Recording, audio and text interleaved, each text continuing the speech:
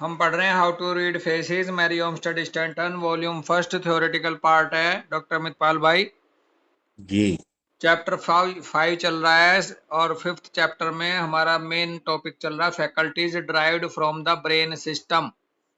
जी इसके अंतर्गत जो हेडिंग है बेसिकली वो है कंपैरिजन, कैजुअलिटी, रीजनिंग। जी लेना देना है ब्रेन सिस्टम की फैकल्टी के रूप में। पेज हम्म नंबर 230 पर हम्म आज हम हैं, डेट हो गई है 31 मई 2026।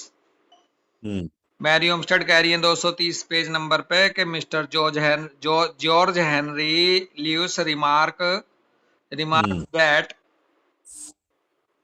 हम्म doctor mister George Henry Luce ने रिमार्क दिया है, टिप्पणी करी है, और टिप्पणी ये की है कि to know more we must be more. हम्म, हमें ज्यादा जानने के लिए हमें ज्यादा होना होगा। बिल्कुल सही बात है। Hence, in order to rise to greater heights, man must have a different environment and another sphere of action. Hmm इसलिए in order to rise to greater heights पे जाने के लिए, राइज करने के क्रम में किसी भी इंसान को डिफरेंट एनवायरनमेंट और दूसरे स्पेयर ऑफ एक्शन की जरूरत होती है, लोगों से हटके, लीक से हटके। हम्म The world as now constituted is suited to man as now constituted, and the one progress and improves as the other advances, but always within certain circumscribed limits varying only in the development of different sides of human nature in different ages. अब जो हम्म दुनिया है इस समय की, वो बड़ी shooted to man, man को शूट कर रही है एज हम्म नाउ कंस्टिट्यूटेड। जैसे वो भाव ये भी है कि the world as now constituted is suited to man as now constituted. जैसा इंसान आज की डेट में बना हुआ है वैसे ही दुनिया उसको, दुनिया इसी हिसाब से कंस्टिट्यूट है, जैसा देश वैसा भेष। बिल्कुल।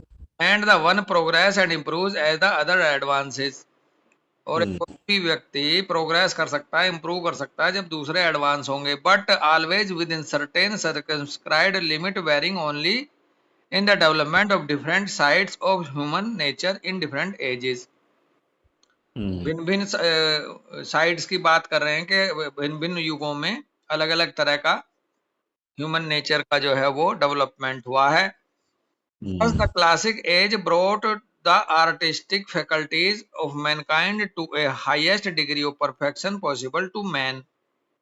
और हम्म इससे जो क्लासिक एज है, hmm broad to the artistic faculties, जो वो युग जिसमें आर्टिस्टिक फैकल्टीज आई मैन मानवता में, वो highest degree of perfection possible to man, उसकी बिल्कुल। पॉसिबिलिटी मैन के अंदर ही है, हाईएस्ट आर्टिस्टिक फैकल्टीज के रूप में डेवलपमेंट की। The hmm present age gives scope to man's greatest capacity for invention and for the application of natural laws and principles. Hmm Standen फिर कह रही है कि ये जो वर्तमान जो युग चल रहा है, ये इंसान के ग्रेटेस्ट कैपेसिटी का स्कोप है, वो इन्वेंशन हम्म कर ले। बहुत अनुकूल हम्म समय चल रहा है, अपने आप हम्म को कितना भी विकसित कर सकता है, खास करके नेचुरल लॉज एंड प्रिंसिपल्स के एप्लीकेशन के बारे में। Which side of human nature will be next presented for the perfecting process, it is difficult to say. हम्म और कौन सी साइड ह्यूमन नेचर की नेक्स्ट प्रेजेंट होएगी, आगे चल के कौन सा विकास होएगा। देखो, विकास ऐसे समझो, एक युग ऐसा था जिसमें फिजिकल डेवलपमेंट बहुत ज्यादा था, हम्म फिर युग आया उसमें मेंटल फैकल्टी बहुत ज्यादा डेवलप हो रही थी। हम्म समझ रहे हैं दोस्त, कभी कभी पहले जमाने में आदमी को समझा जाता कि 7 हाथ ऊंचा होता था, 8-9 फुट के मजबूत मसल्स का जमाना आया था, फिर मसल का हम्म जमाना चला गया डेवलपमेंट के दौरान, फिर ब्रेन की तरफ बढ़ा। तो ऐसे ही हम्म इस क्रम में कह रही हैं कि ह्यूमन नेचर में आगे आने वाली कौन सी परफेक्टिंग प्रोसेस में क्या नेक्स्ट प्रेजेंट होने वाला है, ये मुश्किल है कहना। बिल्कुल सही बात है। We thus learn that progress is the eternal law of nature, and we reason from this that advance of some kind will be continued until every department of our nature has been so wrought upon and tempered by experience that perfect human beings must eventually stand representative of the imperfect, feeble, and diseased procession of creatures who are marching down the ages in Solomon yet hopeful spirit, looking ever forward to the nature. That's like to the good time coming. Hmm To the good time coming. तो कह रहे हैं हम इस तरह से हम सीखते हैं कि जो प्रोग्रेस है एटर्नल लॉ ऑफ नेचर की, and hmm reason from this that advance of some kind will be continued until every department of our nature, हमारे नेचर, हमारी प्रकृति का, हमारे नेचर का हर एक डिपार्टमेंट जब तक एक तरह से इवोल्व नहीं हो जाता, एडवांस नहीं हो जाता, तब तक ही चलता रहेगा, कंटिन्यू बिल्कुल जी। रहेगा ये डेवलपमेंट का हम्म, प्रोसेस। आप देख लो ना, आज कभी कैसे फोन हुआ करते थे, फिर कैसे आए, आज चैट जीपीटी एआई आ गया। हाँ, एआई आ गया, बिल्कुल। तो कह रहे हैं इसमें फिर यहाँ से आगे कह रहे हैं, विच ऑल सी जस्ट। हाँ क्या कह रहे हैं आप, हाँ, just which all see just ahead and toward which all thoughts are turned, मतलब वही है कि आगे आगे आगे देखते हैं कि हम विचार जो है वो टर्न होते रहते हैं, and upon which all hope centre, और जिनके ऊपर पूरा का पूरा एक होप सेंटर होता है, टिका हुआ आशा, आशा उन्हीं में छुपी होती है, जो जो विचार टर्न कर रहे हैं। कह रहे हैं the idea of ultimate perfection is ingrained and has its origin in the nature of man. Ingrained देखना पड़ेगा दोस्त, आइडिया जो इन है हम्म परफेक्शन का, वो अल्टीमेट है, अल्टीमेट परफेक्शन का, वो इनग्रेन्ड यानी कि ऐसा लग रहा है जैसे कि वो किसी इंसान के अंदर एक बीज के रूप में शायद है, and has its origin in the nature of man. Ingrained में लिख नहीं पाया था, देखो। एनी बिलीव्स, हैबिट और attitudes that are so deeply stabilized they are incredibly difficult to change। हाँ, मतलब वही इनग्रेन्ड का मतलब जो अंदर बीज समाया हुआ है, अल्टीमेट परफेक्शन। बेसिकली अल्टीमेट जमा परफेक्शन का आइडिया इंसान के अंदर इसलिए भी समाया है, स्वामी हम्म प्रेमानंद महाराज जी बोलते हैं कि हम प्रभु का अंश हैं और हम्म प्रभु है परफेक्ट। तो हम हर इंसान की परफेक्ट होने की इसलिए प्रवृत्ति होती है क्योंकि वो परफेक्ट का हिस्सा है दोस्त, हम्म समझ रहे हो, संपूर्णता का हिस्सा है इंसान, इसलिए वो संपूर्णता की तरफ को बढ़ता है हमेशा, और हम्म और इवोल्व और इवोल्व और इंसान क्या, हर एक चीज की बात है, जी।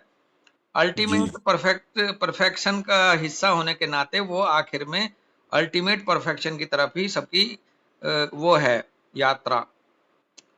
कहते थे ना, प्रफुल्ल लाइफ का हायर पर्पस ऑफ इवोल्यूशन होना चाहिए। हाँ, higher purpose of the existence जो है evolution, angle the knowledge and pass it on. बिल्कुल, बहुत बढ़िया। It embraces cause the effect, sorry, is it embraces cause and effect, और ये क्रम जो है इसमें कॉज और इफेक्ट के ऊपर ये चलता रहता है, कॉज आता है फिर उसका इफेक्ट, कॉज आता है फिर इसका इफेक्ट, जो हमारी होम्योपैथिक में भी है, कॉज बिल्कुल। आता है तो उसका बॉडी डिफेंस लेती है, वो इफेक्ट आता है। इसी तरह से इवोल्यूशन में भी है, कोई कॉज आता है फिर उसके इफेक्ट आते हैं, लाइफ या तो इवोल्व कर जाती है या फिर चली जाती है धरती से।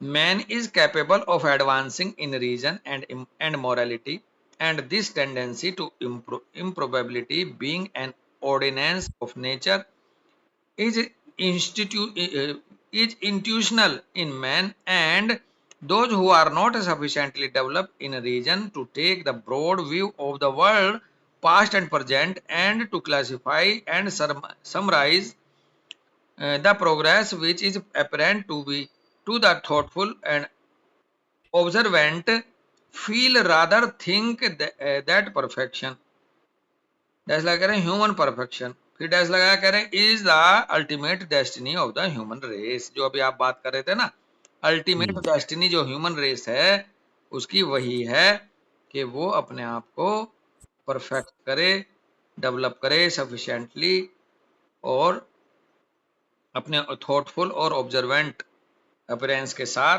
फील करते हुए, फील करे बल्कि सोचने की जगह, जो उसको परफेक्शन की तरफ लेके जाती है। हमारी फीलिंग हमें परफेक्शन की तरफ ले जाती है थिंक की जगह। ये भी भाव आ रहा है। बिल्कुल। The two prime factors works the two prime factor working to produce this condition are the faculties of reason and of conscientiousness. Prime factor बताए गए किसी इंसान के परफेक्शन की तरफ ले जाने में, जो ये कंडीशन पैदा करते हैं फीलिंग वाली कह लो। एक तो है रीजन यानी कि उसका चिंतन मनन, और दूसरी उसकी कंसाइंशियसनेस।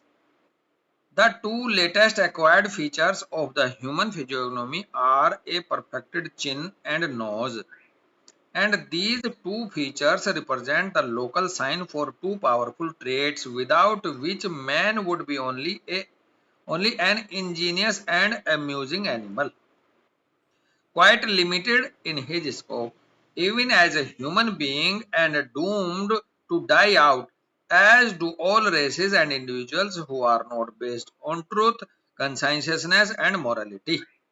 भाई गजब की बात कह दी। कह रहे हैं कि परफेक्शन की परफेक्टेड चिन और नोज दो ही फीचर्स जो हैं लेटेस्ट एक्वायर करी है इंसान ने, जो इस बात का संकेत है कि वो आगे बढ़ता जा रहा है। नहीं तो जितने भी अगर ये ना होती तो केवल इंजीनियस एंड अम्यूजिंग एनिमल की तरह रहता, लिमिटेड रहती उसकी स्कोप, इंसान का भी, even a human being and doomed to die out, और ह्यूमन बीइंग होते हुए भी वो उसका अंत तय था, नाश तय, विनाश तय था और मरता। केवल नाक और चिन्ह ही उसे आगे की तरफ इवोल्व करा रही है। ये भाव है स्टैंटन का। As do all races and individuals who are not based on truth, जैसे कि और रेसेस के साथ हो रहा है जो कि सच्चाई पे और कंसाइंशियस और मोरालिटी पर आधारित नहीं है। उदाहरण के तौर पर कह रहे हैं कि for example soundness in their physiological construction and with all to perfected kidney system. और साथ में देखो ये बताया उनका इंसान के लिए कि साउंडनेस देयर फिजियोलॉजिकल कंस्ट्रक्शन में और उसके साथ साथ परफेक्टेड किडनी सिस्टम का होना। For conscience like reason is founded in the physical structure, conscience जुड़ी होती है तो उस किडनी से। अमित पाल बिल्कुल जी। अंदर से इसलिए किडनी सिस्टम का भी मजबूत होना है भाई। अंदर से किडनी और बाहर से देख, वैसे समझोगे तो आप ये समझो कि नोज और चिन। नोज और चिन और अंदर से गुर्दा। हम्म। आगे कह रहे हैं for conscience like reason is founded in the physical structure. Doctor says Dr. Cross साहब ने ये कहा कि life is not a spirit floating loosely among the organs, but is the perpetual produce of the vital manufacturing within, while nature herself is the assiduous and indefatigably operator. Life जो है वो कोई spirit floating नहीं है loosely among the organs, organs के बीच में जीवन वैसे ही नहीं तैरता स्पिरिट करता आत्मा की तरह, बल्कि कह रहे हैं ये perpetual produce of vital manufacturing with it, जो वाइटल मैन्युफैक्चरिंग यूनिट के अंदर ये लगातार इसको जो है पैदा कर रही है जीवन को। While nature herself is the assiduous, और जबकि जो प्रकृति है वो अपने आप तत्पर है, वो लगातार मेहनत कर रही है, बिना थके ऑपरेट कर रही है। तो बेसिकली लाइफ का मतलब अंदर की जो ऑर्गन्स की जो लगातार हार्मनी है, वाइटल मैन्युफैक्चरिंग है, वही जीवन है। अगर वो बंद हो जाए तो जीवन खत्म। और जीवन कोई अपने अंदर कोई ऐसा नहीं है कि कोई आत्मा अंदर तैर रही है तो वो निकल के चली गई तो जीवन चला गया, ऐसा नहीं है। लाइफ जो है स्टैंटन के डॉक्टर क्रॉस के हिसाब से अंदर की एक हार्मनी है, अंदर जो लगातार वाइटल मैन्युफैक्चरिंग यूनिट है, अंदर एक तरह से जो बड़े सर बोलते थे जो जेनेटिक मशीनरी है, वो जब तक वो ऑपरेशन में है, नेचर उसको ऑपरेट कर रही है, वो कोप अप कर रही है, तो जीवन चल रहा है। जिस दिन उसमें गड़बड़ हो जाती है तो फिर लाइफ खत्म। जी। ऐसा है। तो कोई ऐसा नहीं है कि कोई आत्मा वाला लाइफ का हिसाब कंसेप्ट यहाँ हटा रहे हैं ये, और ये अच्छी। चलो ठीक है भाई, वो बात दोस्त। ये वो बात बहुत बढ़िया समझ आई है कि डिलीजेंट और कंसाइंस होती हैं दो चीज। हाँ। डिलीजेंसी कम है, ज्यादा है, इसका कोई बहुत बड़ा रोल नहीं है जीवन में। कंसाइंसनेस का बहुत बड़ा रोल है। इसका बहुत ज्यादा जरूरत है भाई। जी। अगर आप जी। कॉन्शियसनेस आपके अंदर है तो आप धीमी गति से ही सही प्रोग्रेस हाँ, करोगे। बिल्कुल। और जैसे जैसे ह्यूमन आगे बढ़ा, शुरुआती दौर में उसकी दो ही तीन फाइट थी भैया, सर्वाइवल की, रिप्रोडक्शन और प्रोटेक्शन। हाँ, और वो लेकिन जब कंसाइंस से ही आई, रीजनिंग और हाँ, कंसाइंस से उसने पहचाना इस चीज को। हाँ, जैसे जैसे आगे इवॉल्व हुआ, वहां पे उसको रीजनिंग आई, इंटेलिजेंसी आई, नॉलेज आई और हाँ, मॉरल्स आए। तभी वो तभी इवॉल्व। तभी तो वो आगे उसको वो कर पाया, जीत पाया। हाँ जी, इवॉल्व कर मजबूरी पाया। थी, मजबूरी थी उसकी वो पैदा करना रीजनिंग, जो नहीं कर पाए वो जानवर रह गए। हाँ। मेंटोस का वो आता था ऐड, एक गधा और दो बंदर दोनों होते थे। बंदर ने मेंटोस गधे को दी, गधे ने नहीं खाई, बंदर ने खा हम्म। ली। वो धीरे धीरे देखते हैं कि आगे चलता चलता फिर वो बदलता चला गया, ह्यूमन बीइंग बन गया। फिर वो गधे गधे को गाड़ी में चला रहा। तो वही वाली बात है, जिसमें रीजनिंग और कंसाइंस डेवलप हो गई वो इवोल्व हो गया, नहीं तो वही रह गया पीछे पिछले पायदान पे दोस्त। बिल्कुल। बड़ा अच्छा एग्जाम्पल है उस ऐड का भी। यहीं रुके हाँ जी। दोस्त। हाँ जी भैया, रुकती है थोड़ा राम सा। राम राम भाई।